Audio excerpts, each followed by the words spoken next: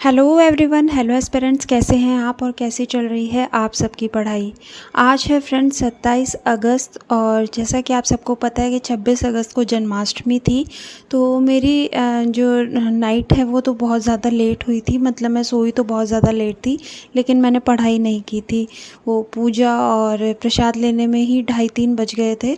और 27 तारीख की सुबह भी मेरी लेट हुई थी क्योंकि नींद पूरी करनी थी। अगर मैं नहीं करती, इसका मुझे रिग्रेट नहीं है, तो पूरा दिन वेस्ट चला जाता, बस आलस रहता और नींद भी पूरी नहीं होती थी तो सर दुखता रहता, इसलिए मैं लेट तक सो गई थी।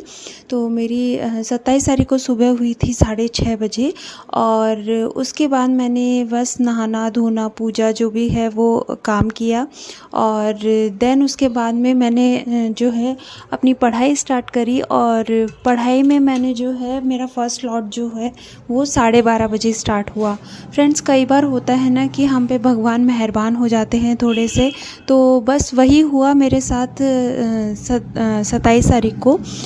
एक्चुअल में क्या हुआ कि जो बाबू है वो थोड़ा थक गया था और सुबह से सोया नहीं था और कुछ ठंडा मौसम भी था, तो 12:30 के अराउंड जो है वो सो गया था। और उसके बाद में जो है वो काफ़ी टाइम तक यानी 5:30 बजे तक वो सोता रहा। हाँ, बीच में थोड़ा सा जगा लेकिन फिर सो गया।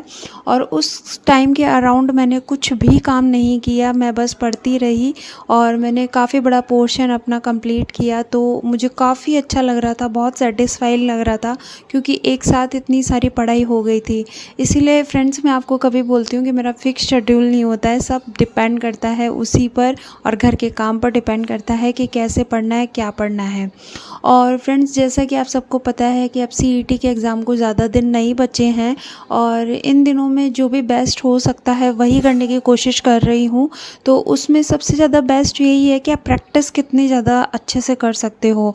तो मैं टॉपिक वाइज जो है एमसीक्यूज़ करती हूँ और एमसीक्यूज़ में सोचती हूँ कि हर एक टॉपिक के कम से कम भी 300-400 एमसीक्यू मैं निकाल लूँ। और मेरे सोर्सेज़ हैं एमसीक्यू के, जो फर्स्टली मैं जितने जैसे कोई भी टॉपिक है उसको मोबाइल में डाल देती हूँ यूट्यूब पे, और फिर उसके बाद में वहाँ पर जो है 100-200 के जो एमसीक्यूज़ है वो आ जाते हैं।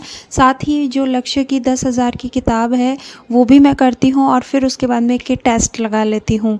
तो फ्रेंड्स, ये सारी चीज़ें जो हैं वो मेरे मोबाइल से ही होती हैं, तो मैं उनको शूट भी नहीं कर पाती हूँ। और कई बार जब शूट करती हूँ स्क्रीन रिकॉर्डर से, तो वो जो है उसको एडिट करने में बहुत ज़्यादा टाइम लगता है।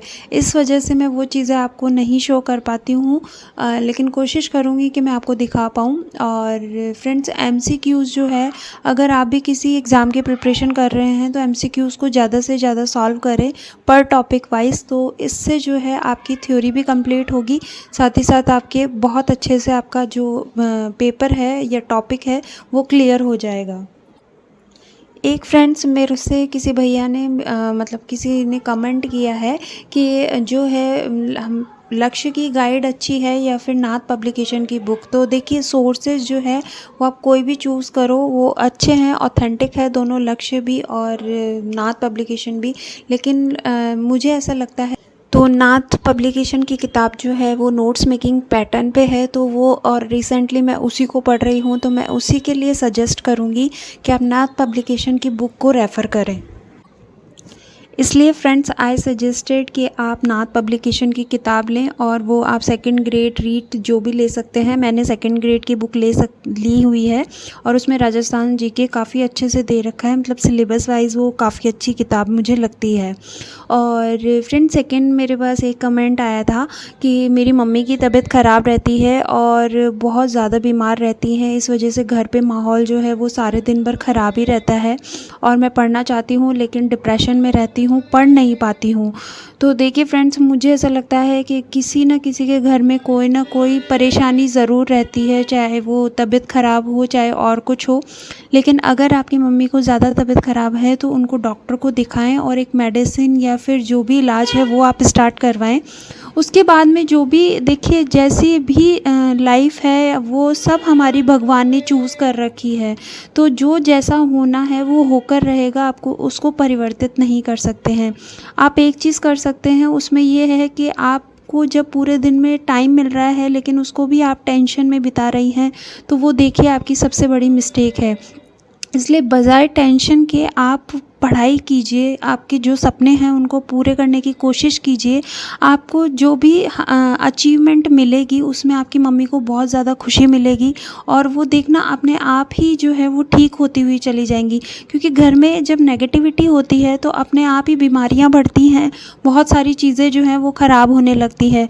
तो घर में पॉजिटिविटी होना बहुत ज़्यादा ज़रूरी है। और देखिए, एक आदमी जो है, एक पर्सन जो है, वो घर में पॉजिटिविटी फैला सकता है। हो सकता है घर के सारे लोग नेगेटिव सोच रखते हों तो नेगेटिव वाइब्स ज़्यादा आती हों, लेकिन अगर आप थोड़ी कोशिश करेंगे और अपने आप को पॉजिटिव रखेंगे तो हो सकता है कि आपके आसपास का जो वातावरण है वो पॉजिटिव वाइब्स लेके आए और उस नेगेटिविटी को ख़त्म कर दे।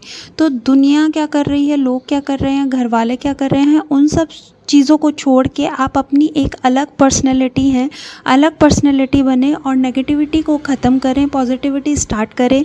खुद पॉजिटिव होगे तो दूसरों को ज़रूर पॉजिटिव कर पाओगे। और ख़ुद की पॉजिटिविटी के लिए अच्छी अच्छी जो भी मोटिवेशनल वीडियोस हैं वो देखें, अच्छी किताबें पढ़ें, अपने आप को जो है इम्प्रूव करने की कोशिश करें, डे बाय डे को प्रोडक्टिव बनाएं। टेंशन से कुछ भी नहीं होता। मैंने अपनी पिछली वीडियो में भी कहा था कि रोने धोने से और टेंशन से कुछ भी हासिल नहीं होता है। बस आपको अपने सपने पूरे करने के लिए डे बाय डे वर्क करना है।